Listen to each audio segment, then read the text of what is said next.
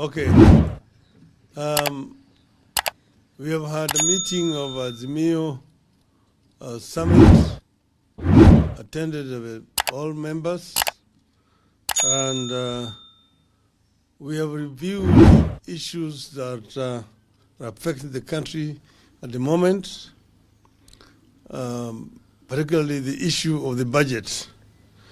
And we have a statement that's going to be read on our behalf by Honorable Wycliffe Ambetsa Oparanya, who is our Shadow Minister for Finance.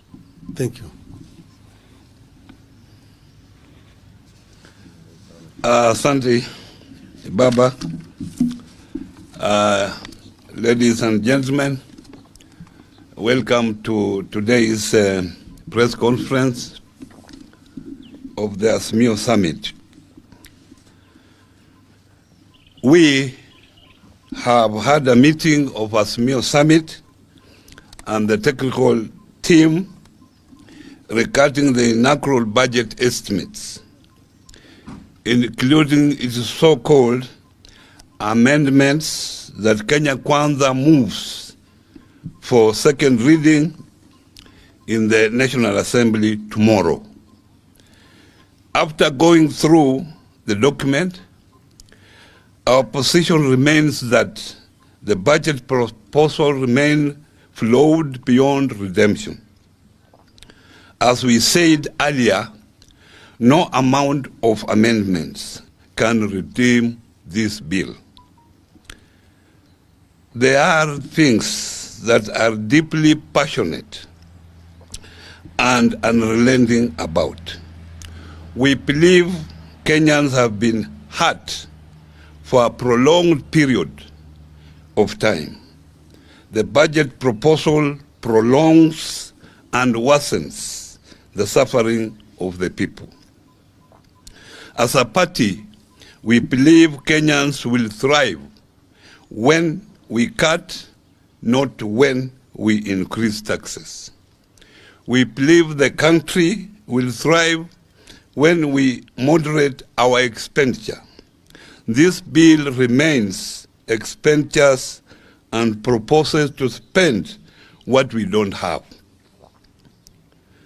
We believe the country will do better when we devolve more in line with the Constitution. This bill proposes to devolve less and instead ask for more money for the national government for otherwise devolved functions.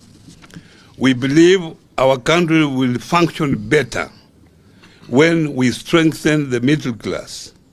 This budget will kill the middle class, and when we kill middle class, we hurt millions of our people. We believe in extending and expanding social security protection to our people. This bill diminishes social protection. We believe in creating an enabling environment for manufacturing so that more investors can set up in our country and provide jobs for our people. The bill offers little, if any, in terms of encouraging manufacturing.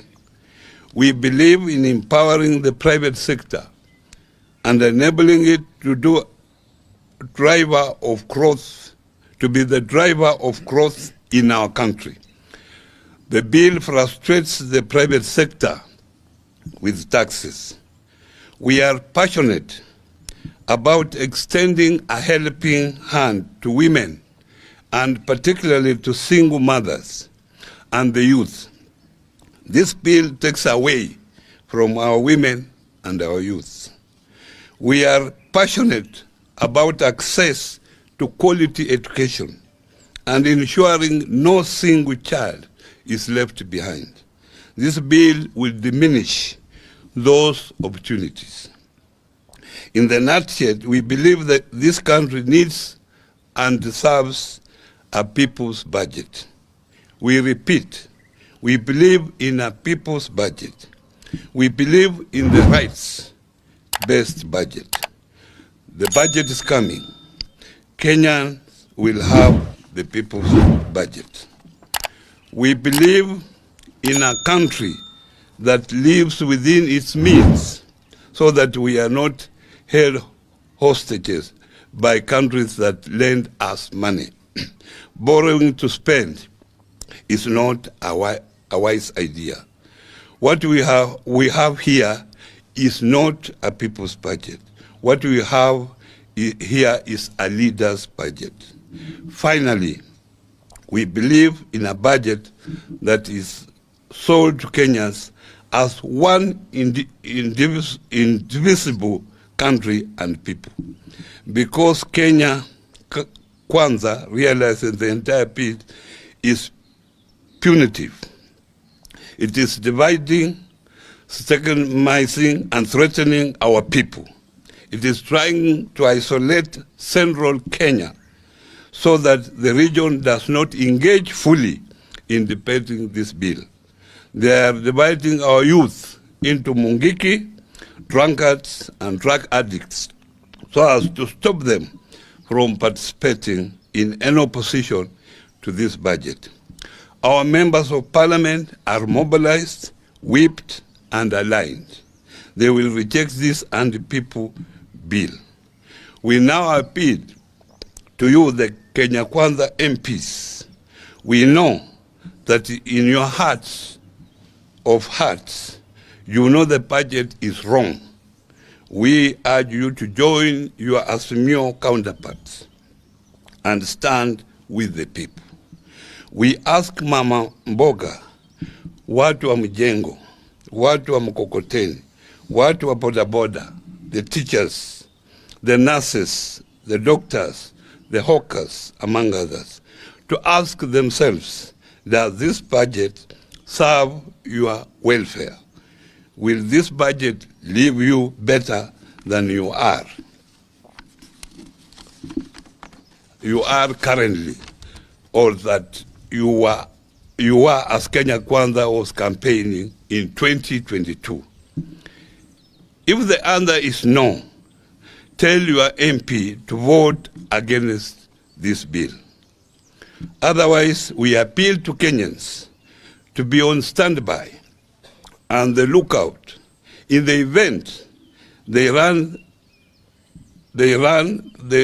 this through your throats, don't give up, don't surrender.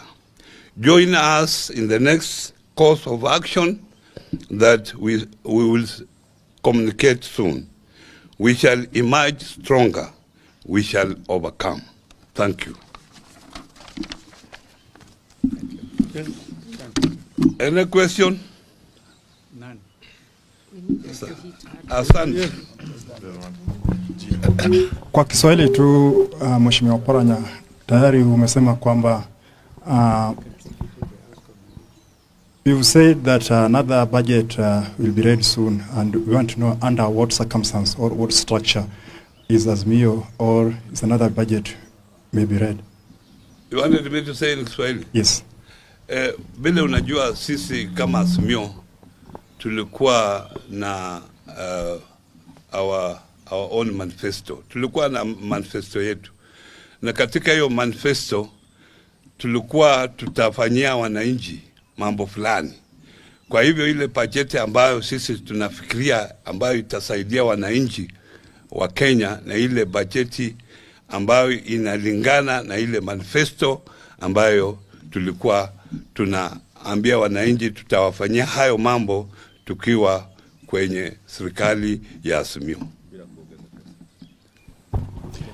Jina langu ni Mike Kaguongo kutoka TV47. Swali langu ni je, hii bill kuna kitu kimoja au viwili vizuri ambavyo mmeviona kama Azimio, ama mnataka wabunge waitupilie yote kwa ujumla? Unajua vile vitu hata tukiwa na kitu kimoja kizuri au vitu viwili vizuri, lakini yale yako mengi ni mabaya. Sasa uwezi kufanya amendments kila kipengele. Ndio kwa sababu tunasema hii bill si bill mzuri, ni bill mbaya, itupuliwe mbali. Ndio. But you had something to say.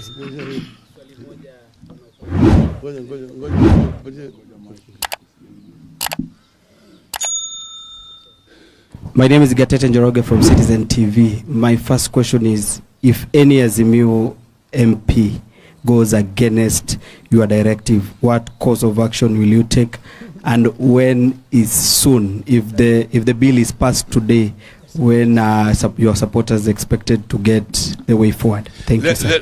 Let us wait that when we cross the bridge. Let us wait after the voting. The decision will come from this summit. What action will be taken against the members of parliament who are in Azimio. But what I can assure you that all members of parliament have been mobilized to vote against this bill. And in any event, in any event, Azimio is not in the habit of threatening members of parliament. And after this budget, which is clearly anti-people, Azimio will be busy taking the next steps. We are reminding Kenyans this budget will hurt them where it matters most: food, medicine, fuel, cost of living, and many more, as has been outlined. We are reminding Kenyans they are not helpless. The Constitution gives you sovereignty.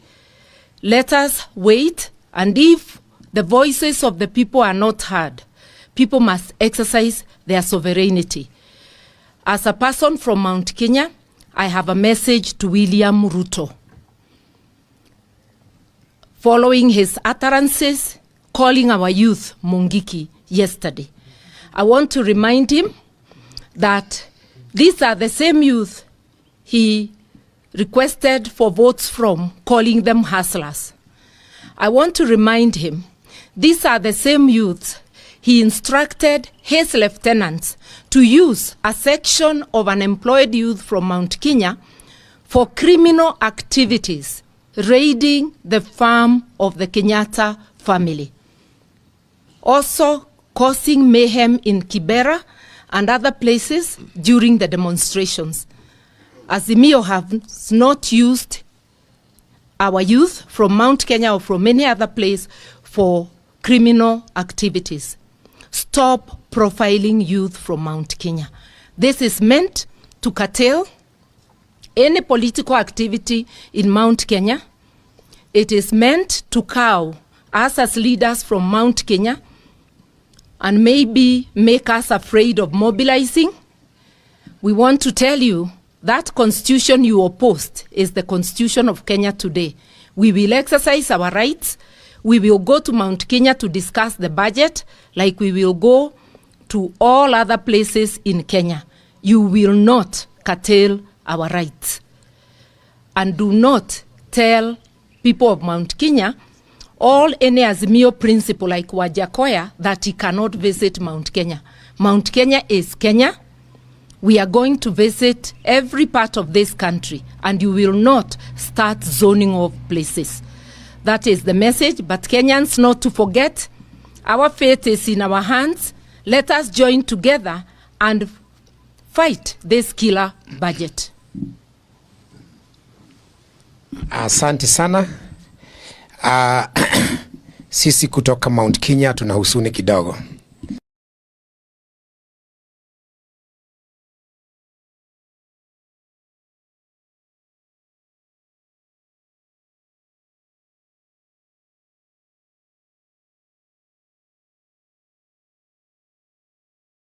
Tumesikia kwamba kuna idhini ambayo imetokea kwamba Waluhya wengine wasikanyange katika eneo ya Wakikuyu.